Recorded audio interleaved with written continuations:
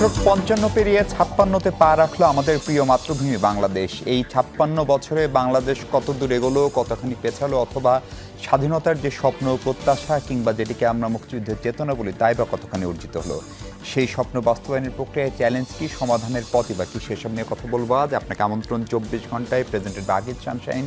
সঙ্গে আছেন মাহফুজ মিশ্র। আজকে আমার সঙ্গে স্টুডিওতে আছেন একজন বিশেষ মানুষ, গণপ্রজাতন্ত্রী বাংলাদেশ সরকারের প্রধানমন্ত্রীর অর্থনীতি এবং পরিকল্পনা বিষয়ক উপদেষ্টা professor doctor Rashed Al Mahmud Titumir. Sir, আপনাকে স্বাগত, স্বাধীনতা দিবসের শুভেচ্ছা। আমরা আজকে একটি বিশেষ দিন আমাদের জন্য, আমাদের স্বাধীনতা যুদ্ধের সকল শহীদ এবং বীর মুক্তিযোদ্ধা, আমাদের শহীদ জননী যারা যারা নির্যাতিত হচ্ছেন সবার প্রতি শ্রদ্ধা জানিয়ে অনুষ্ঠান শুরু করতে চাই। আপনি মূলত শিক্ষক মানুষ, আপনি অর্থনীতি পড়ান, লিখেন। আপনি এখন একটি প্রশাসনিক বা রাষ্ট্রীয় দায়িত্বেও গেলেন। সেই জায়গা থেকে যদি রাশেদ আল মাহমুদ তিতুমীরকে আমরা প্রথম প্রশ্ন করি যে ৫৬ বছরে এই ৫.৫ দশকে মুক্তিযুদ্ধের যে প্রত্যাশা ছিল তা কতখানি আসলে বাংলাদেশ বাস্তবায়ন করতে পারলো? জি, আপনার মাধ্যমে দর্শক শ্রোতাদেরকে স্বাধীনতা এবং জাতীয় দিবসের শুভেচ্ছা এবং অভিনন্দন। একই সঙ্গে আমরা স্মরণ করি মহান মুক্তিযুদ্ধে যারা শহীদ হয়েছেন মুক্তিযোদ্ধাদেরকে, এবং তার পরবর্তী সময়ে যারা স্বৈরাচার এবং স্বৈরতান্ত্রিক ব্যবস্থার বিরুদ্ধে সংগ্রাম করতে যেয়ে শহীদ হয়েছেন, এবং যারা যোদ্ধা সবাইকে বিনীত সশ্রদ্ধ সম্মান। আপনার প্রশ্নের দুভাবে উত্তর দেওয়া যায়। জি, প্রথম হচ্ছে যে আমার খুবই নিজের তরফ থেকে চেষ্টা করার হয়েছে, বিশেষ করে একটি বইও হয়েছিল যেখানে আমি ৫০ বছরের রাজনৈতিক অর্থনীতি নিয়ে কাজ করেছি। পরবর্তীতে আরেকটি বই হয়েছিল যেখানে হচ্ছে যে ঢাকা বিশ্ববিদ্যালয়ের উন্নয়ন অধ্যয়ন বিভাগ থেকে বিভাগের শিক্ষক এবং শিক্ষার্থীরা তারা মিলেও একটা 50 years of nation building বলেও একটা বই করেছিল।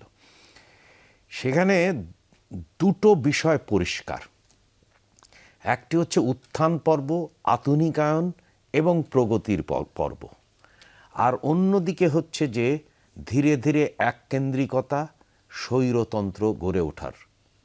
এই দুটো প্রবণতা বাংলাদেশের মধ্যে আমরা ভয়ঙ্করভাবে প্রথিত দেখেছি, এবং এইটি দেখতে যে আমরা দেখেছি যে জনগণের প্রাণশক্তি, অধিকার আদায়ের সংগ্রাম যে কোনো শক্তির থেকে ছাপিয়ে গেছে।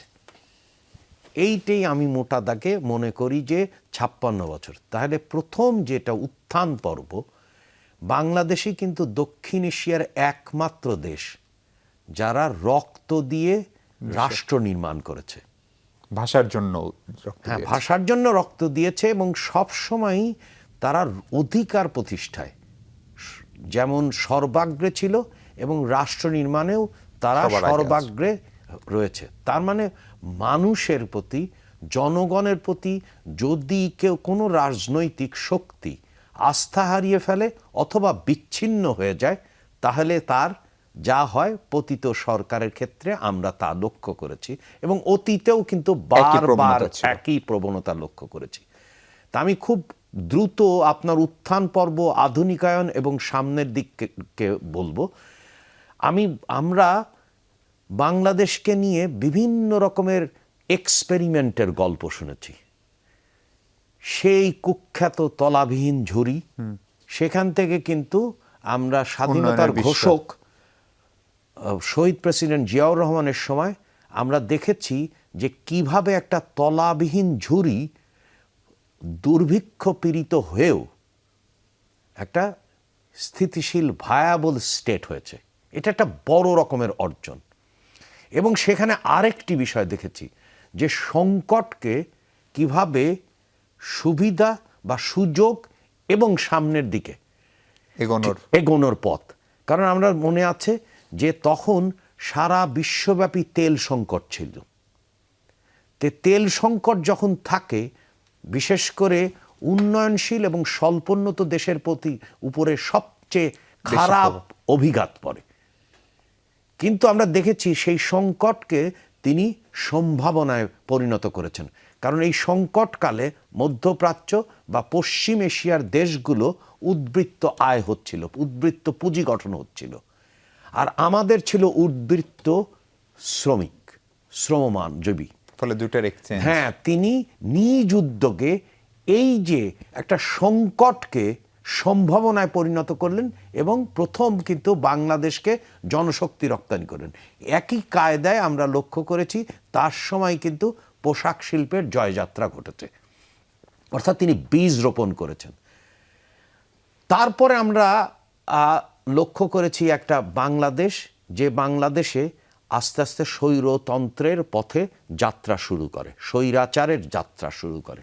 এবং এমন এক সময়ে 90-এর সময় আমরা লক্ষ্য করি যে বার্ষিক উন্নয়ন কর্মসূচি আপনার পুরোটাই বিদেশি বিদেশি অর্থের উপর নির্ভরশীল ছিল।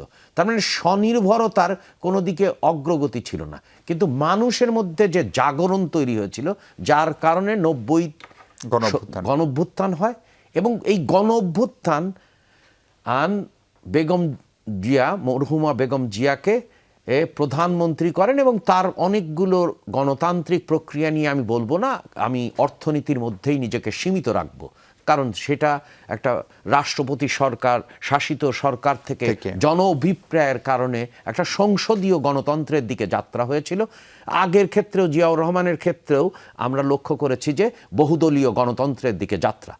কিন্তু আমরা লক্ষ্য করি যে একটা ভাঙা অর্থনীতিকে, একটা ভাঙা সেতুকে তিনি গড়ে তুললেন, আধুনিকায়ন করলেন। আমি অনেকগুলো পরিসংখ্যান দিতে চাই না, যেমন আমরা উন্নয়নের যখন গল্প বলি তখন চীনের গল্প বলি, যে চীন পৃথিবীতে সবচেয়ে বেশি বিস্ময় এবং দারিদ্র মানুষকে মুক্ত করেছে। কিন্তু মরহুমা বেগম খালেদা জিয়ার সময় প্রায় 2 কোটি মানুষ দারিদ্র সীমার থেকে মুক্ত হয়েছে। তার মানে এই অঞ্চলে থেকে 96 এই দুই সময়কালে, তার মানে এটা একটা বিরাট রেকর্ড। কিন্তু সেই গল্প আমরা বলি না, কারণ হচ্ছে যে তিনি খুবই প্রচার বিমুখ মানুষ ছিলেন। তিনি এরকম বয়ান বা প্রচারের সর্বস্ব রাজনীতি কখনো করতেন না। এবং তখনই কিন্তু আরও কতকগুলো ঘটনা ঘটে অর্থনীতির ক্ষেত্রে। আমরা লক্ষ্য করি যে কোনো আধুনিক রাষ্ট্র বা অর্থনীতি বলতে গেলে তার মানে হচ্ছে যে কৃষি খাতের থেকে শিল্প খাতের অবদানটা বেশি হতে হবে, যেটাকে কাঠামোগত পরিবর্তন অর্থনীতিবিদরা বলে থাকেন। তা আমরা দেখি যে তার সময় কিন্তু কৃষির এর যে অংশ বা পরিমাণ, অর্থাৎ মোট দেশজ উৎপাদন বা জিডিপিতে কিন্তু শিল্পের উৎপাদন বেড়ে যায়। কারণ তার সময় আমরা দেখি যে পোশাক শিল্প একটা গ্লোবাল জায়ান্টে পরিণত হয়। তার সময় আমরা এটাও লক্ষ্য করেছি যে প্রবাসী আয় $1 বিলিয়ন মার্চ হয়। আবার একই সাথে সাথে কৃষির প্রতি কিন্তু অবহেলা হয় না, কৃষি উৎপাদনও অনেক গুণ বেড়ে যায়, এবং যার কারণে আমরা প্রায় দানাদার শস্য ক্ষেত্রে একটা প্রায় স্বয়ংসম্পূর্ণ অবস্থায় চলে যাই, এবং এটাও সম্ভব। আর আমরা এগুলো তো জানি যে নারীর শ্রমবাজারে অংশগ্রহণ এবং আনুষ্ঠানিক শ্রমবাজারে অংশগ্রহণ, তার মানে দ্বিতীয় সময় আমরা লক্ষ্য করেছি একটা অর্থনীতির আধুনিকায়ন হয় শেষ সময়। তা আমরা এই দুটো দেখছি। এখন আমরা কি পেয়েছি সবাই জানি, মানে এরকম ধ্বংসপ্রাপ্ত অর্থনীতি তো কোনো দেশে কখনো কেউ পেয়েছে কিনা সেটা আমার জানা নেই। মানে এটা তলানিতে গেছে। আপনি বর্তমান সরকার বর্তমানে যে উত্তরাধিকার সূত্রে যে অর্থনীতি, তার মানে আমি শেষটা বলতে চাই যে একদিকে যেমন জনগণ তার অভিপ্রায় ব্যক্ত করেছে যে কিভাবে কোন ব্যবস্থা বাস্তববাদী, এবং অর্থনীতি যখন বা রাজনীতি যখন তলানির দিকে যায় কার প্রতি আস্থা রাখে। তা আমরা সেই কারণেই দেখেছি যে, আমি এখানেই শেষ করব, যে একটা বড় রকমের নিরঙ্কুশ বিজয় দিয়েছে, কারণ বাস্তববাদী কৌশলের কারণে। স্যার, একটা আপনি অর্থনীতির সঙ্গে রাজনীতিকে মিলিয়ে দারুণভাবে বললেন। একটা সবচেয়ে বড় চ্যালেঞ্জ কি বাংলাদেশের এটা, যে আমরা এই 56 বছরেও শান্তিপূর্ণ ক্ষমতা হস্তান্তরের একটি টেকসই প্রক্রিয়া বা পদ্ধতি চালু করতে পারিনি বা রাখতে পারিনি, এবং সেটি এখনো চ্যালেঞ্জ কিনা এদেশের জন্য? এটি একটি চ্যালেঞ্জ, কিন্তু আমাদের অগ্রগতিও হয়েছে। কিন্তু যেমন হচ্ছে যে অনেক উস্কানি ছিল, যে সামরিক বাহিনী ক্ষমতা নিক, কিন্তু সামরিক বাহিনী কিন্তু ক্ষমতা নেয়নি। আমরা দেখেছি কি পরিমাণে উস্কানি হয়েছে। তার মানে কি, আমরা প্রত্যেকটা গণ অভ্যুত্থানের পরে একটা অগ্রগতির দিকে যাচ্ছি, কিন্তু মুশকিল হচ্ছে যে এই প্রত্যেকটা অগ্রগতি যখন এটা একটা তলানিতে চলে যায়, তখন বাংলাদেশ জাতীয়তাবাদী দলকে বা তার সরকারকে রাষ্ট্র পরিচালনার দায়িত্ব নিতে হয়। তো এই পর্যন্ত ইতিহাস বলে যে প্রতিবারই কিন্তু পরিবর্তনের ধারা সূচিত হয়েছে। আপনার একটা বিষয় খুবই সত্যি, এটা একটা চ্যালেঞ্জ, কিন্তু আমরা একটা জিনিস কিন্তু বলতে পারি যে আমরা গণতন্ত্রের দিকে অগ্রযাত্রা হচ্ছি। কারণ সামরিক বাহিনীকে ক্ষমতায় যাওয়ার জন্যে এমন কোন রকমের উস্কানি নাই যেগুলো দেওয়া হয়নি, দেশি এবং বিদেশি, দেশি এবং বিদেশি। এবং আমরা জানি এ বিষয় নিয়ে আলোচনা করার কোনো মানে নাই যে অপতথ্য, ভুল তথ্য, মিথ্যা তথ্যের একটা বড় বাজার তৈরি হয়েছিল, তারা কিন্তু চুপসে গেছে, কারণ এইবারে একটা নিরঙ্কুশ বিজয় হয়েছে। আপনি নিজেই জ্বালানি সংকটের কথা বলছিলেন প্রেসিডেন্ট জিয়াউর রহমানের সময়। এখন কাকতালীয়ভাবে মানে আপনারা যখন সরকারের দায়িত্ব নিলেন তারপর পরেই অনেকগুলো ঘটনা। একটা হচ্ছে সঙ্গে সঙ্গে রোজা। আপনি জানেন রোজা, আপনি অর্থনীতির মানুষ, খুব ভালো বোঝেন যে আমাদের অভ্যাস, আচরণ, নানান কারণ রোজা একটা সংকট তৈরি হয়। তারপরে ঈদযাত্রা, সেটি একটা সংকট। এর সঙ্গে মরার উপর খাড়ার ঘা হিসেবে ইরান, ইসরায়েল, মার্কিন যুক্তরাষ্ট্রের যে যুদ্ধ, ফলে $64 তেল 119, 124-এ চলে গেলে এবং ধারণা করা হচ্ছে এটা থাকবে। এই জ্বালানি সংকটটা নিয়ে সরকারের পরিষ্কার মনোভাব আসলে কি? আমরা কি সংকটটাকে অস্বীকার করছি অথবা স্বীকার করছি? এর ভয়াবহতা স্বল্প মধ্যমেয়াদে কত দূর যেতে পারে সেটা নিয়ে আপনাদের অ্যানালাইসিস কি, প্রস্তুতি কি, এবং সেটা নিয়ে খুব সুস্পষ্ট তথ্য কেন জনগণকে বলা হচ্ছে না? বরং আমরা দেখছি যে আমাদের মন্ত্রীদের কেউ কেউ বলছেন কোনো সংকট নাই, কনজিউমাররা এটা তৈরি করছে। এই জায়গাটায় কি কোনো ঘাটতি তৈরি হচ্ছে? দ্রুত বলে যাই, প্রথম কথা হচ্ছে যে আমরা একটা ধ্বংসপ্রাপ্ত অর্থনীতি পেয়েছি, আর জ্বালানি ক্ষেত্রে এটা একটা ভয়াবহ অবস্থা। কারণ আমরা সবাই জানি যে পৃষ্ঠপোষকতার সংস্কৃতি কিভাবে আর্থিক সহায়তার মাধ্যমে একটা গোষ্ঠীতন্ত্র তৈরি করা হয়েছিল, যে আমরা একের পর এক হাতির ঝিলে বাতি জ্বালিয়ে জানান দিচ্ছি আমরা জ্বালানিতে, বিদ্যুতে বিশাল একটা জয় পেয়েছি। তাহলে এখন এই অবস্থা কেন? কেন বাংলাদেশে জ্বালানির কোনো বাফার নাই? আপনি কেন আমদানি নির্ভরতা? কারণ আমরা প্রথম লক্ষ্য করলাম যে যেটা খুবই বিদ্যুতের ক্ষেত্রে খুবই বেসিক, যে আপনাকে তিনটি জিনিস রাখতে হয়। কারণ আপনাকে উৎপাদন রাখতে হবে, তারপরে সঞ্চালন রাখতে হবে এবং বিতরণ ব্যবস্থা। কারোর সাথে কোনো কারণ মিল নাই, যেহেতু তারা গোষ্ঠীতন্ত্রকে মানে পৃষ্ঠপোষকতার সংস্কৃতি, উৎপাদন বেড়েছে কিন্তু আর কোনো কিছু হয়নি, এবং বসিয়ে রাখা হয়েছে, এবং বসিয়ে রেখে জনগণের করে দিয়ে এটা লালন পালন করা হয়েছে, এবং এইটা অব্যাহত হয়েছে খুব অত্যন্ত দুঃখের সাথে, যে অন্তর্বর্তীকালীন সরকারের সময়ও এটা অব্যাহত রয়েছে, এবং 60,000 কোটি টাকা ভর্তুকি দিতে হচ্ছে। এই রকম একটা পরিস্থিতিতে বর্তমান দল বিএনপি এবং তার জোট সরকার পরিচালনার দায়িত্ব পেয়েছে। এইটা আমাদের ভুলে গেলে চলবে না যে কোন জায়গায়। সো আমরা কখনোই কিন্তু বলছি না যে সংকট না, এটা বিশাল সংকট, কিন্তু আমরা যেটা বলছি সেটা হচ্ছে যে প্রতিটি সংকটের ক্ষেত্রেই আমরা ব্যবস্থা নিচ্ছি। আমি 3টি বিষয় বলে আপনার দ্বিতীয় প্রশ্নের দিকে যাব। প্রথম বিষয় হচ্ছে যে আমরা জানি এটা সংকট, এবং সংকট বলেই আমরা 3টা কৌশল নিচ্ছি। প্রথম কথা হচ্ছে যে সংকট থাকলে বাংলাদেশে কিন্তু আপনাকে বাংলাদেশি কায়দায় দেখতে হবে। সেটা হচ্ছে বিভিন্ন উৎস থেকে যাতে করে আমরা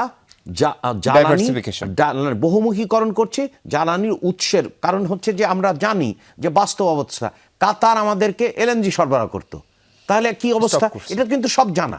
কিন্তু যেটা আমরা করছি কি যে বহুমুখী উৎস থেকে, কিন্তু বাংলাদেশে তো এলএনজি টার্মিনাল নাই, ল্যান্ড। তাহলে আমরা কি প্রতি মাসের জন্য কিনছি, এবং আমাদের এপ্রিল মাসের জন্য কিন্তু জ্বালানি আছে। এখন যদি কেউ বলে যে আমরা পাম্পে বা পাম্প স্টেশনে আমরা ভিড় দেখছি কেন, তাহলে আমি বলবো একটা তো অপতথ্য, ভুল তথ্য, মিথ্যা তথ্যের একটা ব্যাপার আছে, আর একটা ব্যাপার আছে যে নাগরিক সাংবাদিকতার একটা ব্যাপার আছে। তাহলে আমি রিকোয়েস্ট করব, মনে করেন যে খান অ্যান্ড কোম্পানি মনে করেন যে পচাতলা বাজার আছে, সেইখানে যে পাম্প, সে মনে করেন যে যমুনা সরবরাহ করে, তাহলে ওই পাম্পের মার্চ মাসে গত বছরে কতটুকু সরবরাহ করা ছিল, এবার তার চেয়ে সে কম পাচ্ছে কিনা, কম পাচ্ছে কিনা এইটা, অথবা 5 বছরের গড় করুক। স্যার ডিপোগুলো বলছে তারা 20% মতো কম দিচ্ছে কৌশলগত কারণে। হ্যাঁ, কিন্তু আমাকে দেখতে হবে হচ্ছে যে আমাদের, কারণ আমি তো, সরকার কি করবে, সরকার আর তার বিভিন্ন কোম্পানির মাধ্যমে নিশ্চয়তা করবে যে পাম্পের জ্বালানি যাচ্ছে কিনা। তো এখন আপনি কি করছেন, আপনারা দেখছেন, এবং এই মধ্যে ইতিমধ্যে কিন্তু অনেক পত্রিকায় বা সংবাদ মাধ্যমে, গণমাধ্যমে আসছে যে তারা করেছেন কি, এবং খুব ভয়ঙ্কর ঝুঁকিকারী আপনার নিয়ে এসে হোর্ডিং করছেন। এটা কিন্তু খুব ভয়ঙ্কর, কারণ জ্বালানি তেলে একটা আগুন ধরলে কি হবে চিন্তা করেন। তাহলে এইটা হচ্ছে আমাদেরকে বের করতে হবে, এবং প্রত্যেকটা, আর এটা তো খুব কঠিন না যে আমাদের 3টি যে রাষ্ট্রায়ত্ত কোম্পানি আছে তারা প্রতিটি পাম্পে কতটুক পর্যন্ত ডিজেল, অকটেন, পেট্রোল সরবরাহ করে থাকেন, এবং সেইটা আগের বছরে যতটুকু করা হতো এখনটা কতটুকু, তাহলে নিজেরই কিন্তু পরিমাপযোগ্য। তাহলে আমরা তার সাথে আমরা যেহেতু কোনো বাফার করেনি, মানে খুবই দুঃখজনক যে খাদ্য নিরাপত্তার ক্ষেত্রে আপনি কি বলেন যে চাল এত পরিমাণে রাখতে হবে, তা আমাদের কেন জ্বালানির ক্ষেত্রে এত টাকা ব্যয় করা হলো, রাষ্ট্রে এত ভর্তুকি দেওয়া হলো, কিন্তু বাফার করা হয়নি যে এত এই জ্বালানির সে 30 দিন বা 90 দিন পর্যন্ত প্রত্যেকটা মজুদ থাকতে হবে, এবং মজুদ অনুযায়ী দেখতে হবে, এবং একটা ক্যালেন্ডার থাকবে যে এই অনুযায়ী কিনবে। কিন্তু আপনি দেখেন, আমরা আজকে যদি কিনতে যাই তাহলে কি করা হবে, আমার প্রতি মাসে এলএনজি কিনতে হচ্ছে। জি, কিন্তু স্যার আমরা তো জানি যে বাংলাদেশ পেট্রোলিয়াম কর্পোরেশনের যে ইস্টার্ন রিফাইনারি লিমিটেড, সেখানে আমাদের 45 দিনের অপরিচিত তেল মজুদের সক্ষমতা ছিল, যদিও আপনারা যখন দায়িত্ব নিলেন তখন এসে সম্ভবত সেটা পেলেন 19 দিনের। জি, এই দেখেন, এবং গেল বিগত আওয়ামী লীগ সরকার ERL2, আমি যদি ভুল না করি 2013 সালে উদ্যোগ নিয়েও আমরা আরেকটা রিফাইনারি তৈরি করতে পারি। দেখেন, মানে আপনি বা গ্যাসের উত্তোলনের ক্ষেত্রে দেখেন, এখানে কি স্যার আপনি ম্যানেজমেন্টের ফেলিওরও দেখেন? মানে মোটরসাইকেল মোটরসাইকেল চালক বলছে সে অকটেন পাচ্ছে না, কিন্তু আমরা যেন অকটেন আমাদের নিজেদের গ্যাস ক্ষেত্রের বাই প্রোডাক্ট, পেট্রোল আমাদের বাই প্রোডাক্ট, তাহলে অকটেনের সংকটটা কেন হচ্ছে? আমি তো বারবার বলছি, এখানে হচ্ছে হোর্ডিং হচ্ছে এবং স্পেকুলেটররা করছে, সেই জন্য বের করা যায়, মানে আমার তথ্য বিশ্বাস করার দরকার নেই। আমরা যদি যাই যে ওই মাসে, এখনকার মার্চ মাস চলছে, মার্চ মাসে, গত বছর মার্চ মাসে কতটুকু ওই পেট্রোল পাম্পে সরবরাহ করা হয়েছিল, তাহলে কিন্তু তথ্যটা বের হয়েছে। তার মানে তারপরেও আমরা জানি, এই যে আপনি যেগুলো বললেন যে ইস্টার্ন রিফাইনারি ঠিক মতো করা হয়নি, এলএনজি ল্যান্ড পোর্ট করা হয়নি, তারপরে আমাদেরকেও যে কোনো জায়গা থেকে আনলে চলবে না, তো সালফার কন্টেন্টটা কীরকম, কারণ আমার রাশিয়ার তেল আমি নিতে পারি না। এক্স্যাক্টলি, আমাদের তো পাইপলাইন এগুলো যেতে হবে, তা আমি অত ভার, মানে কারিগরি তথ্য দিয়ে মানুষকে করব না। যেটা আমরা মানুষকে বলছি যে আমরা যত পরিমাণ পর্যন্ত আমাদের ধারণ ক্ষমতা আছে সেই অনুযায়ী আমরা বহুবিধ উৎস থেকে আনতে চাই, এটা হচ্ছে এক। দ্বিতীয় হচ্ছে, এটা করতে গেলে আপনার অর্থায়ন লাগবে। ইতিমধ্যে আপনি লক্ষ্য করেছেন যে যতগুলো অর্থায়ন লাগবে, সেটা 2 রকমের অর্থায়ন কিন্তু যুক্ত করা হয়েছে। একটা হচ্ছে ট্রেড ফাইন্যান্সের ক্ষেত্রে, মানে গ্যারান্টি দেওয়া হবে, সেটা ইসলামিক ডেভেলপমেন্ট ব্যাংক বলেন, IFC বলেন, আমরা আর একটা হচ্ছে যে আপনার বাজেটারি সাপোর্টের ক্ষেত্রে IMF বলেন, ওয়ার্ল্ড ব্যাংক বলেন, এশিয়ান ডেভেলপমেন্ট ব্যাংক ইতিমধ্যেই ঘোষণা করেছে, বা এশিয়া ইনফ্রাস্ট্রাকচার। তার মানে আমরা সুদ বেশিকারী সেখান থেকে কিন্তু আমরা অর্থায়ন নিচ্ছি না, কারণ কি অবস্থায় রেখে গেছে, 6.6% হচ্ছে কর জিডিপি হার। এটা আপনি চিন্তা করেন, একটা ঋণের বোঝার আমাদেরকে দিয়ে গেছে, ঘাড়ে চাপিয়েছে। তার মধ্যে আমরা বিচক্ষণতার সাথে দেখছি যে সেইখান থেকে আমরা অর্থায়ন করছি, যেখানে হচ্ছে সুদের হার কম, প্লাস অনেক দিন ধরে পরিশোধযোগ্য। তৃতীয়, আরেকটা জিনিস হচ্ছে, সরকার কি খুব মানে পপুলার ডিসিশন নিতে চাই, আবার সেটা নেওয়াটাও অপরাধ না, একটা কেবল 1 মাসের সরকার। ফলে ধরুন গতকালকে একটি বৈঠকের পরে প্রধানমন্ত্রীর আরেকজন উপদেষ্টা ডক্টর জাহিদ, তিনি বলেছেন তেলের দাম সরকার বাড়াবে না, কিন্তু আপনি বাস্তবতা জানেন, এবং আমাদের এখানে যে পদ্ধতিতে তেলের দাম নির্ধারণ করা হয় প্রতি মাসের শেষ দিনে অটোমেশন পদ্ধতিতে, তাতে তেলের দাম নিশ্চিতভাবে বাড়ার কথা, যেটা জেট ফুয়েলের ক্ষেত্রে আমরা দেখলাম। ফলে তেলের দাম নিয়ে আসলে আমাদের ভাবনা কি, এত ভর্তুকিকে আসলে আমরা দিতে পারবো? জি, আপনি এটাই আমাদের তৃতীয়, মানে আমরা তো 3 ইন বাহুবিশিষ্ট যে আমরা কৌশল ধারণ করেছিলাম, অর্থাৎ হচ্ছে বহুবিধকরণ উৎস, দ্বিতীয় হচ্ছে অর্থায়ন নিশ্চিতকরণ, এবং চতুর্থ হচ্ছে দামের ক্ষেত্রে দাম কি করতে হবে। আপনাকে দেখতে হবে দুটো জিনিস পরিষ্কার। একটি হচ্ছে যে বাংলাদেশে যেভাবে পতিত সরকার রেখে গেছে, দারিদ্র্য বেড়েছে। আমরা লক্ষ্য করেছি সকল আন্তর্জাতিক সংস্থা জানিয়েছে যে দারিদ্র্য বেড়েছে। তো এখন দারিদ্র পরিস্থিতি থেকে তো উত্তরণ ঘটানো দরকার। সেই জন্য আমরা বিভিন্ন রকমের সামাজিক সুরক্ষা কর্মসূচি নিয়েছি। এগুলো সম্পর্কে আমি বিস্তারিত পরে আপনাকে আলাপ করতে পারি। তাহলে দারিদ্র্যকে বাড়ানো যাবে না। দ্বিতীয় হচ্ছে আমরা আরেকটা উত্তরাধিকার সূত্রে পেয়েছি, সেটি হচ্ছে মূল্যস্ফীতির প্রলম্ব দীর্ঘস্থায়ী মূল্যস্ফীতি, এবং এর কমার কোনো নাই। অন্যদিকে সুদের হার অন্তর্বর্তীকালীন সরকার একটা পর্যায়ে রাখার পরেও কিন্তু আমরা মূল্যস্ফীতি কমাতে পারিনি। এই একটা দুটো তা আমরা সবাই জানি কি রুল অফ দি থাম কি, সারা পৃথিবীতে প্রচলিত বিষয় কি, যে জ্বালানি তেলের দাম বাজারের সাথে সম্পর্কযুক্ত হতে হবে।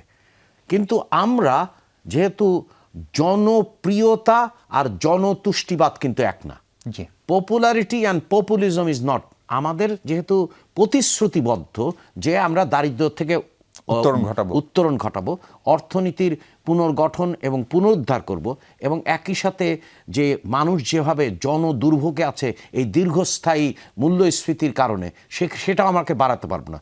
তাহলে যদি আমরা দাম বাড়াই তাহলে কিন্তু মূল্যস্ফীতি ঘটবে একটা, কারণ ডিজেল বাড়লেই কিন্তু মূল্যস্ফীতি বাড়বে একদম। দ্বিতীয় হচ্ছে যে আমরা এখন কোন মৌসুমে আছি, আমরা কিন্তু বড় মৌসুমে আছি এবং আমাদের উৎপাদনের সবচেয়ে বড়। তো এইখানে তো ডিজেল লাগবে, তাই না? আমাকে শেষ তো নিশ্চিত করতে হবে। তার মানে হচ্ছে যে আমরা আসলে দেশীয় বাস্তবতার সাথে সম্পর্ক রেখে দাম নির্ধারণ করছি। মানে আমরা তাহলে কি করছি, যে কৃষকের নিশ্চিত করতে হবে, কারণ তাকে আবার দারিদ্র্য সীমার নিচে যাওয়া যাবে। তার মানে কি স্যার ডিজেলের ক্ষেত্রে সরকার সর্বোচ্চ ভর্তুকি দিবে, কিন্তু অন্য যে সমস্ত না, আমরা বলছি যে হচ্ছে যে পরিস্থিতির সাথে আমরা সবগুলো অপশন খোলা রাখবো, কিন্তু আমরা দাম পরিস্থিতি আমাদেরকে বলবে যে কিভাবে দামগুলো আমরা সমন্বয় করব। কিন্তু আমাদেরকে মনে রাখতে হবে যে এর কেন্দ্রে আছে জনগণ, কৃষক এবং আপামর জনপরিবহন। প্রফেসর রাশেদ আল মাহমুদ তিতুমির, একটা বিরতি নেই। আপনার সঙ্গে এটি নিয়ে আপনিও দীর্ঘদিন লিখেছেন যে দ্রব্যমূল্য নিয়ে দুই ধরনের আলাপ হয়। একটা হচ্ছে গ্রামের কৃষক বলে তার উৎপাদন খরচ উঠে না, আবার শহরের খেটে খাওয়া মানুষটা বলে সে কিনতে পারে না। তার মাঝখানে একটা বিশাল মধ্যস্বত্বভোগী গ্রুপ, যাদেরকে একটা ফ্রেমিং করা হয় চাঁদাবাজ হিসেবেও, এবং আপনাদের যে বিরোধী শক্তি জামাত, তারা এটিকে চাঁদাবাজ মানেই বিএনপি, এরকম একটা রেটরিক প্রায় প্রতিষ্ঠিত করে ফেলেছে, যার পিছনে বিএনপি সেটি অনেক পদক্ষেপ নিয়েছে। সেই প্রসঙ্গে আপনাদের পদক্ষেপ কি হবে, নীতি পদক্ষেপ, সেটি শুনবো। দর্শক, তার আগে ছোট্ট একটা বিরতির আমরা কথা বলছি প্রধানমন্ত্রীর অর্থ পরিকল্পনা উপদেষ্টার সঙ্গে। দর্শক, আরেকবার স্বাগত এবং ধন্যবাদ যারা তখন যুক্ত ছিলেন। কথা বলছি প্রধানমন্ত্রীর অর্থ পরিকল্পনা উপদেষ্টার সঙ্গে। স্যার, দ্রব্যমূল্য নিয়ে বলছিলাম যে কৃষক তার দাম পায় না, আমরা বেশি দামে কিনি পণ্য, এবং এই চাঁদাবাজি, মধ্যস্বত্বভোগী, এগুলো নিয়ে আপনাদের আসলে নীতিগত পরিকল্পনা কি? বিরোধী তো তার রাজনীতি টিকিয়ে রাখার জন্যে বিরোধিতা করবেন। আমাদের দেখতে হবে যে বর্তমান সরকার কি পরিস্থিতির মধ্যে দিয়ে রাষ্ট্র পরিচালনার দায়িত্ব পেয়েছে এবং কি কি পদক্ষেপ নিয়েছে। আমি পদক্ষেপ নিয়ে বিস্তারিত আলোচনা করতে পারি, কিন্তু সংক্ষিপ্তভাবে যেটা বললে দেখা যায় যে আমাদের কিন্তু, আমারও যদি দেখেন হাতের কিন্তু নির্বাচনের কালির দাগ কিন্তু আমার মুছেনি। কিন্তু দেখেন প্রথম কাজটা কি করেছে। প্রথম মন্ত্রী পরিষদের সভায় 60 লাখ কৃষক পরিবারের জন্যে, 12 লাখ কৃষকের জন্য 10,000 টাকা সুদ সহ মৌকুব করা হয়েছে। এটা কৃষক যেমন খামারি এবং মৎস্যজীবীদের ক্ষেত্রে। তারপরে আমরা সমাজের অর্ধেক অংশ, যেহেতু দারিদ্র জাতাকালে পড়ছিলাম, সেখানে তাদের থেকে উত্তরণ করার জন্য ফ্যামিলি কার্ড করা হয়েছে। তারপরে ইমাম মুয়াজ্জিনদের জন্য সম্মানী দেওয়া হয়েছে, সেবায়েত, পুরোহিত এবং ঈদের আগে। তার মানে আমাদের হচ্ছে যে অর্থনীতির যে গভীর খাদে পড়ে গেছে, সেখান থেকে টেনে উঠতে হবে প্রথমে। সেই জন্য আমরা সামাজিক সুরক্ষা বেষ্টনী তৈরি করছি, যাতে করে মানুষ উপরের দিকে ওঠে, আপলিফট হয়। হ্যাঁ, এবং দেখেন, এবং এখানে লক্ষণীয় বিষয়, কোনোভাবেই রাজনৈতিকভাবে কিন্তু এগুলো নির্বাচন করা হয়নি। যেমন ফ্যামিলি কার্ডের ক্ষেত্রে আপনার তথ্য নেওয়া হয়েছে এবং পিএমটি পভার্টি মিনস টেস্ট করে স্কোর অনুযায়ী নির্বাচিত করা হয়েছে। আগের থেকে পার্থক্য কি, রাজনৈতিকভাবে করা হয়নি এবং আমরা জানি ওইগুলো কি দোষে দুষ্ট ছিল। যার থাকার কথা ছিল তিনি তালিকাভুক্ত হতেন না, আর যার তালিকাভুক্ত হওয়ার কথা ছিল তার নাম থাকতো না। তাহলে এই জিনিসটা আপনি দেখেন প্রত্যেকটা বিষয়ের কিন্তু রাজনীতিকরণ করা হয়নি সামাজিক সুরক্ষার ক্ষেত্রে।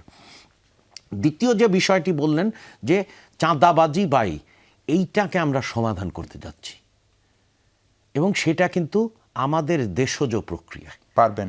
হ্যাঁ, আমরা কিভাবে করতে যাচ্ছি আমরা বিস্তারিত বলবো, কারণ আমরা পয়লা বৈশাখ প্রি পাইলটিং করতে যাচ্ছি কৃষক কার্ড।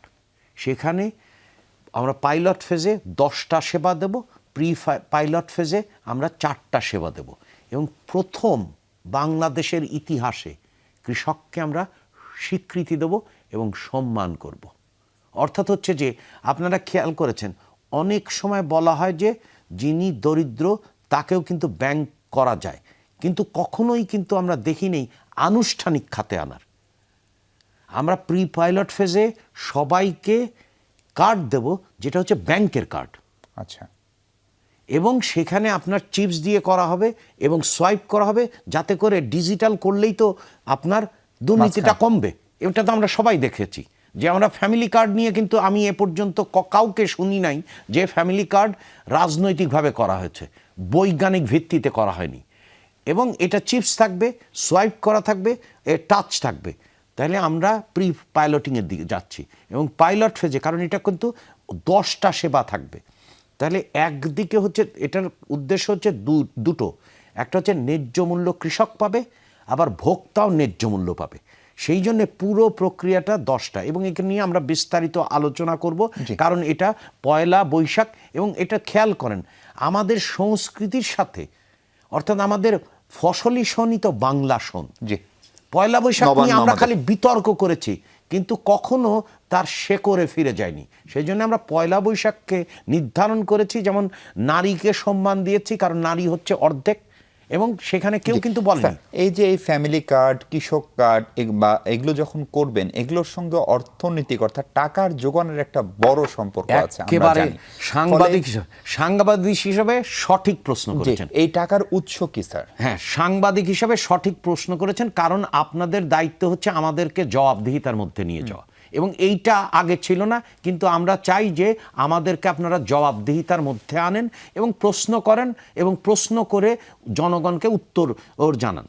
সেই ক্ষেত্রে দেখেন, খেয়াল করেন যে আপনি যদি খেয়াল করেন সব গবেষণা বলছে কি যে যতগুলো সামাজিক সুরক্ষা আছে প্রতিটি ভুলে ভরা, অর্থাৎ যার থাকার কথা ছিল বয়স্ক ভাতা, যতগুলো বলেন, এবং সবগুলো মোটা দাগে বলছে 35% থেকে 50% পর্যন্ত আপনার অপচয় হয়েছে। এটা কিন্তু সবাই বলছে, মানে বাম ডান স্বাধীন সমস্ত। তাহলে অপচয় কমবে, তাহলে 50% যদি অপচয় কমে তাহলে কত টাকা? সিস্টেম লসে কমার। হ্যাঁ, মানে আমাদের পদ্ধতি হচ্ছে যে আমরা কোনো মতেই সুবিধা কমাবো না, কিন্তু আমরা অপচয় কমাবো। এইটাই হচ্ছে আমাদের মূল বিষয়। সেই জন্য কিন্তু আমরা ডিজিটালে দেখছি।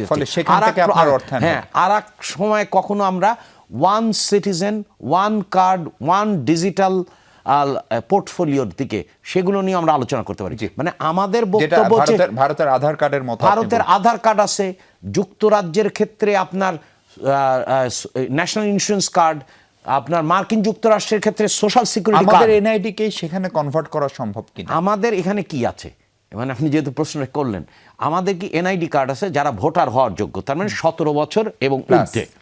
আর একটা আছে কি আমাদের স্থানীয় সরকার মন্ত্রণালয় থেকে আপনার জন্ম নিয়ন্ত্রণ, জন্ম নিবন্ধন এবং মৃত্যু নিবন্ধন করা হয় এবং এইটা। আর একটা আছে হচ্ছে যে বিবিএস, তারা করে কি ভাইটাল স্ট্যাটিস্টিক্স করে এবং মন্ত্রী পরিষদের একটা কোঅর্ডিনেশন করার কথা ছিল, কিন্তু আমরা ইশতেহারে উল্লেখ করেছি যে ন্যাশনাল ডাটাবেস করা হবে, অর্থাৎ সবাই এটা এমন একটা জিনিস ইন্টারঅপারেবিলিটি হবে, যার যেরকম। আপনি যদি বিদেশে যেতে চান তাহলে সেই অংশ পাবেন, আপনি যদি ঋণ নিতে চান সেই অংশ পাবেন, আপনি যদি আর একটা সুবিধা নিতে চান, সবই। তার মানে ডিজিটাল ইন্টারফেস হয়ে গেলে আপনি যে বিরোধীদের বিরোধিতার খাতিরে যে কথাটা বললেন সেটার কি সুযোগ আছে? আপনি দেখেন। এবং আমরা আশা করব, আমরা সিদ্ধান্ত নিয়েছি এবং এগুলো বিস্তারিত বাজেটে দেখবেন, যে আমরা চাই যে বাংলাদেশের প্রতিটি মানুষের আপনার ব্যাংক অ্যাকাউন্ট হবে। জি, তার মানে আপনি বলছেন অর্থায়ন বড় সংকট হবে না এখানে? আমরা বলছি যে অপচয়, কর পরিহার, কর জালিয়াতি, এগুলোর ক্ষেত্রে আমরা যে ব্যবস্থাগুলো নিয়েছি এবং যেগুলো সামাজিক সুরক্ষার ক্ষেত্রে প্রচলিত যে অপচয় হচ্ছে, এইগুলোর মাধ্যমে কিন্তু আমরা কর বাড়াবো না। জি, তার মানে স্যার অর্থনৈতিক সুশাসন নিশ্চিত করার কথা আপনি বোধহয় হ্যাঁ, মানে আমাদের মূল বক্তব্য হচ্ছে যে অর্থনীতির গণতন্ত্রায়ন করতে হবে। অর্থাৎ সর্বজনের অর্থনীতি করতে গেলে সবাইকে অংশগ্রহণ করাতে হবে, এবং সবাইকে অংশগ্রহণের এক অন্যতম উপায় হচ্ছে যে আপনার অপচয় হ্রাস। জি স্যার, সচরাচর নতুন সরকার এসে বাংলাদেশে বা অন্যান্য দেশে আমরা দেখি 100 দিনের একটা সময়সীমা নেই। তারেক রহমানের সরকার 180 দিন কেন নিল সেটা একটু বুঝতে চাই। এবং এই 180 দিনে প্রায় 1 কোটি লোকের কর্মসংস্থানের কথা আপনারা বলছেন, এইটা কতখানি বাস্তবসম্মত? 180 দিনে বলছি না, আমরা বলছি 18 মাসে। 18 মাসে। 18 মাসে আমরা আমাদের কি বলেছি আপনি দেখেন, 30টি দিন গেছে, 30 দিনে কিন্তু 30টি অর্জন হয়েছে। এবং এটা কিন্তু বিরোধীরাও, কারণ এগুলো হচ্ছে লিপিবদ্ধ করা, এবং যে কথা তারা বলছে আমরা তার সলিউশন দিচ্ছি। এখন ডিজিটাল প্রকারে আমরা বলছি না যে মার্জিন অফ এরর হবে না, সব জায়গায় মার্জিন অফ এরর 5% 10%, হ্যাঁ, এটা তো গ্রহণযোগ্য, কিন্তু আমরা তাও করতে চাই না। আপনার এতদিন ধরে যদি আপনার মনে আছে যে পোভার্টি ডাটাবেস করার ক্ষেত্রে পতিত সরকারের সময় 738 কোটি টাকা বিবিএস ব্যয় করেছে, কিন্তু কিছুই হয়নি। কিন্তু আমরা সেই পিএমটি এনআইডির সাথে লিঙ্ক করে দিয়েছি কয়দিনের মধ্যে। তার মানে আমাদের বক্তব্য হচ্ছে যে জবাবদিহিতা যদি থাকে, দুর্নীতি যদি দমন হয় এবং আইনের শাসন থাকে, তাহলে কিন্তু এই যে পরিস্থিতি এগুলো থাকবে না। কারণ আমরা যদি ন্যাশনাল ডাটাবেস, আমরা অলরেডি উদ্যোগ নিয়েছি যে 1 সিটিজেন 1 কার্ড এবং 1 ডিজিটাল পোর্টফোলিও, যেটা এই কর্মসংস্থান কি স্যার শুধু তরুণদের বা চাকরির, নাকি এর মধ্যে উদ্যোক্তাও আছে? আবার সরকারি চাকরির ক্ষেত্রে আমরা দেখেছি বাংলাদেশে গোয়েন্দা তথ্য থাকে, কেউ যদি ছাত্রদল না করে, কেউ যদি অন্য রাজনীতি করে, সে চাকরি পায় না। ফলে এই যে রাজনৈতিক যে বিরোধগুলো, চাকরির ক্ষেত্রে গোয়েন্দা সংস্থার যে ভূমিকা, সেগুলো কি বিরাজমান থেকে এটা করা সম্ভব? আমরা আমাদের সরকারের ক্ষেত্রে 4,80,000 মতো পদ ফাঁকা আছে, যেগুলো বাজেটে বরাদ্দকৃত। সেইখানে রাজস্ব খাতের পোস্ট। হ্যাঁ, রাজস্ব খাতের আমরা সেখানে পরিষ্কার বলেছি যে মেরিটোক্রেসির মাধ্যমে নেওয়া হবে। এবং ইতিমধ্যেই দেখেছেন যে প্রাথমিক শিক্ষক নিয়োগের ক্ষেত্রেও এই কথা পরিষ্কার বলা হয়েছে যে এনটিআরসি পাস করবেন, তারপরে আপনি পাবেন। সো আপনার খেয়াল খুশি মতো করে নেওয়া যাবে না। এবং সেই জন্য আমি বললাম যে বারবার, আমি যদি ডিজিটাইজ করি, আমি যদি সিস্টেমাটাইজ করি, তাহলে কিন্তু এই অভিযোগগুলো আস্তে আস্তে চলে যাবে। আমাদের হচ্ছে যে আপনার যেটা আমরা বললাম যে আমরা যে মডেলের মাধ্যমে মনে করি যে এই কর্মসংস্থান অর্জন সম্ভব। আগেকার মডেল কি ছিল? আগেকার মডেল ছিল হচ্ছে ঋণ ঋণ ঋণ এবং ভোগ নির্ভর আপনার কর্মসংস্থানবিহীন এক ধরনের প্রবৃদ্ধি, এবং যা না প্রবৃদ্ধি তার চেয়ে বেশি কপচানো বেশি, তার চেয়ে বেশি বয়ান বেশি। তা আমাদের মডেলটা কি? আমাদের মডেল হচ্ছে আমরা বিনিয়োগ, উৎপাদন, কর্মসংস্থান, এবং কর্মসংস্থান হলেই আয়কর বেড়ে যাবে। জি, এবং সেই জন্য আমাদের করলেও কিন্তু সব বাস্তবসম্মত। আপনি খেয়াল করেন, আমরা কিন্তু বলেছি 2035 সালের মধ্যে কর জিডিপি রেশিও এই এখনকার 6.6 থেকে 15%। এটা কিন্তু আমরা একেবারে বাস্তব অনুযায়ী, কারণ আপনাকে তো ফাইন্যান্স করতে হবে। স্বাস্থ্য খাতের যে, শিক্ষা খাতের যে কি করুণ দশা। স্যার, আজকে পড়ছিলাম যে বিদেশি ঋণ বেড়ে $113 বিলিয়ন হয়েছে, এবং অক্টোবর ডিসেম্বর প্রান্তিকে সরকারি বেসরকারি উভয় খাতে বিদেশি ঋণ বেড়েছে, বাংলাদেশ ব্যাংকের তথ্য। এখন আপনি বলছেন যে আমরা এই ঋণ নতুন করে নিচ্ছি, আবার IMF এর সঙ্গে আপনারা বসছেন, জ্বালানি খাতের জন্য প্রয়োজনীয় সহায়তা চান। আগের সরকারের নেওয়া অনেক ঋণের কিস্তি শুরু হবে এই জুন জুলাই থেকে। ফলে আমরা ঋণ করে ঘি খাচ্ছি কিনা সেটি একটি প্রশ্ন। পাশাপাশি আরেকটা বড় প্রশ্ন হচ্ছে স্যার, আমাদের ক্রাইসিস ম্যানেজমেন্টে আমরা অনেক দুর্বল কিনা। আপনি সেই রানা প্লাজা বলেন অথবা গতকালকে রাতের যে ভয়াবহ ঘটনাটা, দুঃখজনক ঘটনাটা ঘটলো, যেমন একটি বাস পড়ে গেল, সেইখানকার মানুষজনকে উদ্ধার করতে পারে না। ফলে আমাদের এই সক্ষমতা নিয়ে আমরা একটু কথা বলবো, তার আগে আবার একটা বিরতি নিই। দর্শক ফিরছে একটু পরে, আমাদের সঙ্গে থাকুন।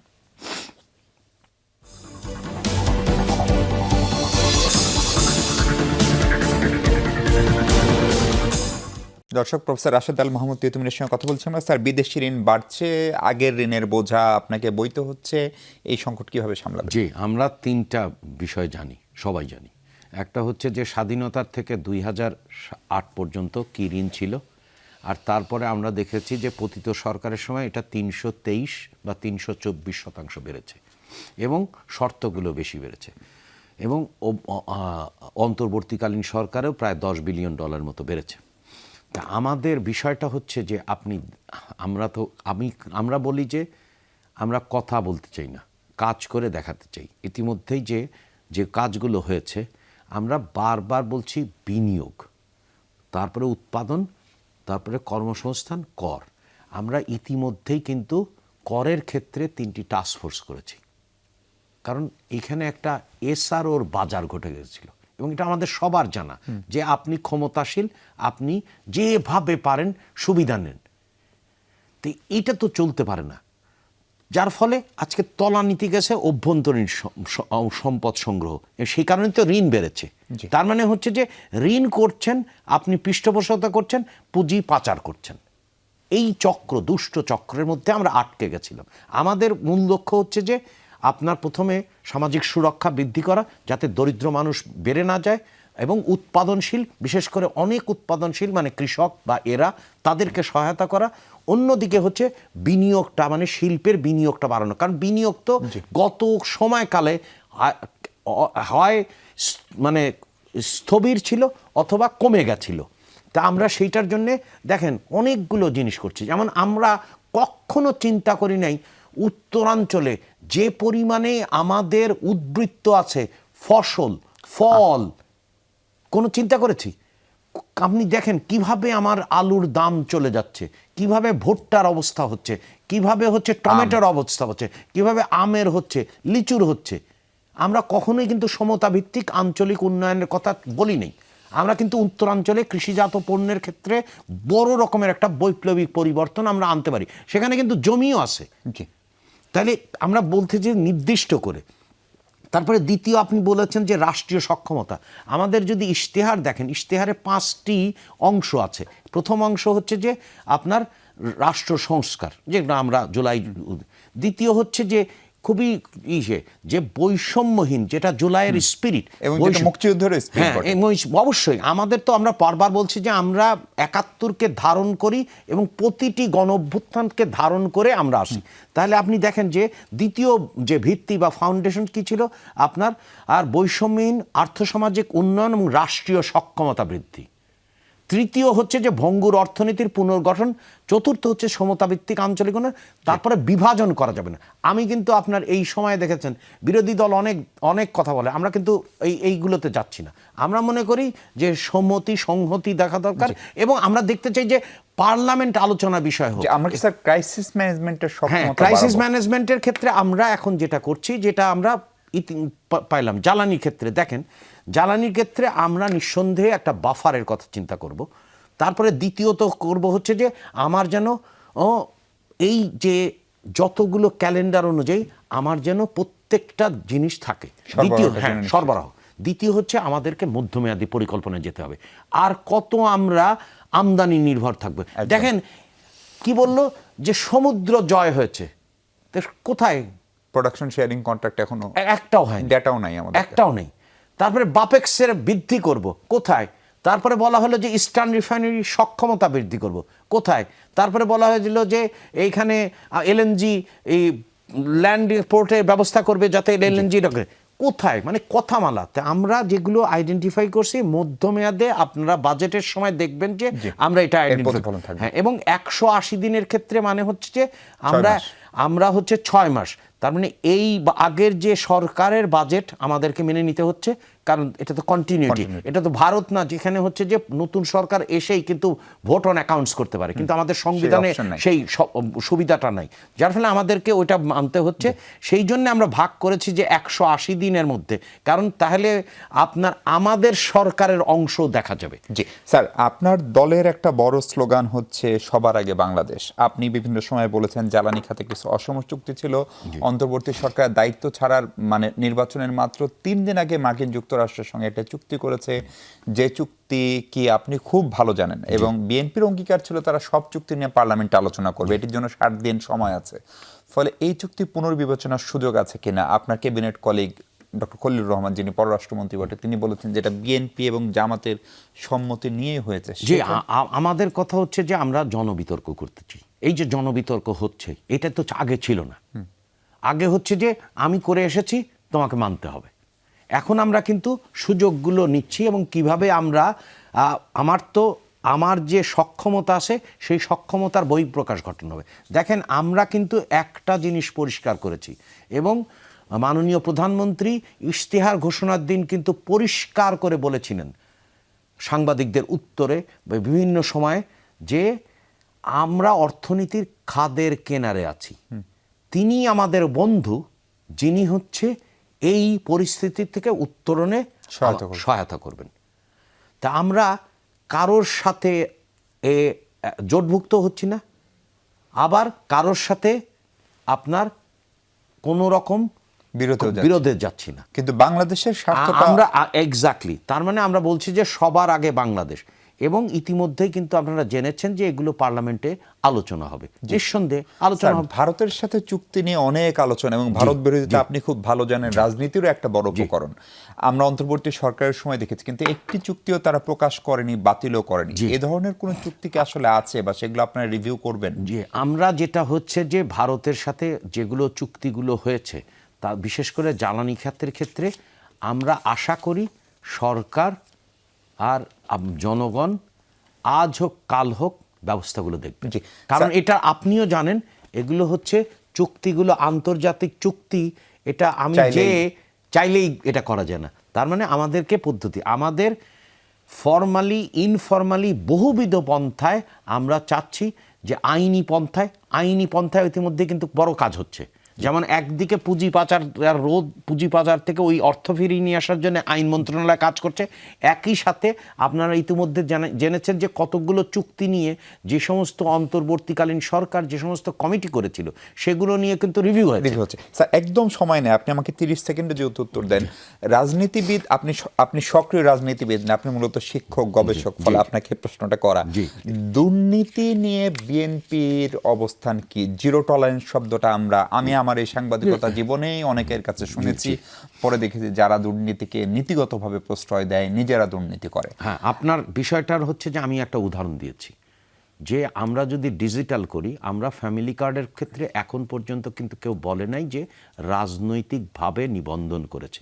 এটা তো একটা বিরাট রকমের দুর্নীতির ক্ষেত্র। তা আপনি হচ্ছে যে আপনার দুর্নীতি হচ্ছে সিস্টেমিক ইস্যু হয়ে গেছে। জি, এইটার থেকে উত্তরণ করতে হবে আপনাকে সিস্টেমিক ইস্যু দিয়ে। তার মানে সিস্টেমকে চেঞ্জ করতে হবে, নতুন পদ্ধতিগত সংস্কার, মানে স্ট্রাকচারাল কাঠামোগত সংস্কার করতে হবে। সেই জন্যই আমরা এই যে ন্যাশনাল ডাটাবেজের ক্ষেত্রে যাচ্ছি। যখন মনে করেন রাজনৈতিকভাবে আপনি প্রশ্রয় দেন, যেমন মনে করেন খুব সংক্ষেপ একটা চলমান রেস্তোরাঁ, সেইখানে আপনার ভ্যাটের ক্ষেত্রে নেওয়া দরকার। তো উনি করছেন কি, আপনি যদি আজই যান তাহলে দেখবেন কি উনি নির্ধারণ করেন যে কত টাকা পর্যন্ত আমি ভ্যাটের মেশিনে দেব আর কত টাকা আমি ব্যক্তিগত নেব। এখন এই সার্ভেলেন্স দিয়ে আপনি তো এটা করতে পারবেন না। আবার ভ্যাটের ক্ষেত্রে অনেক স্তর আছে, তার মানে হচ্ছে যে আপনাকে কিন্তু সিস্টেম দিয়ে করতে হবে।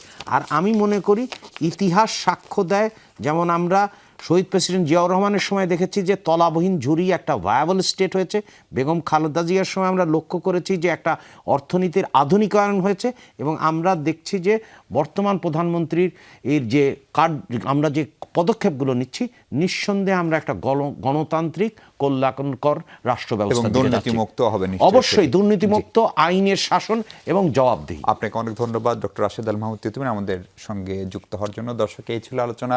মহান মুক্তিযুদ্ধের যে স্পিড, সেটি হলো বৈষম্যহীন, সমতা ভিত্তিক এবং আত্মমর্যাদা, আত্মসম্মান নির্ভর একটি বাংলাদেশ।